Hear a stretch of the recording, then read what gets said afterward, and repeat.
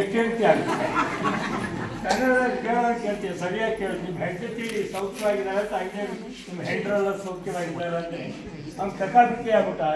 ಈಗ ಹೇಗೆ ಆಯ್ತಾ ಒಂದು ಮನುಷ್ಯನಿಗೆ ತನ್ನ ಅಂತರಂಗದಲ್ಲಿರ್ತಕ್ಕಂಥ ಭಾವನೆಗೆ ತಕ್ಕ ಭಾಷೆಯನ್ನು ಬಳಸ್ತದೆ ಹೋದರೆ ಅದೇ ಅಪಹಾಸ್ಯಕ್ಕೆ ಹೋಗ್ಬಿಡುತ್ತೆ.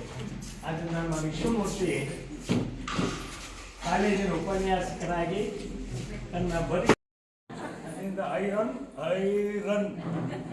ಹಾಗಾಗಿ ಮನುಷ್ಯ ಉಲ್ಲಾಸದಿಂಬಾಡು, ಉತ್ಸಾಹದಿಂಬಾಡು, ವಿಸ್ತಾರದಿಂಬಾಡು, ವೈಶಾಲ್ಯದಿಂಬಾಡು ಈ 4 ಪದಗಳನ್ನು ಅರ್ಥ ಮಾಡಿಕೊಂಡ್ರೆ ನಮ್ಮ ಬದುಕು ಸಾರ್ಥಕವಾಗುತ್ತೆ.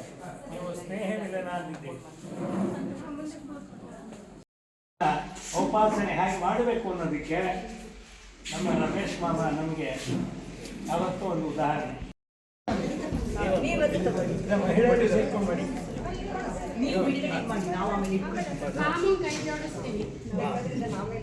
ವೇದಿಕೆಯಲ್ಲಿ 2 ಪುಸ್ತಕಗಳು ಬಿಡುಗಡೆ ಆಗ್ತಾ ಇದ್ದಾವೆ.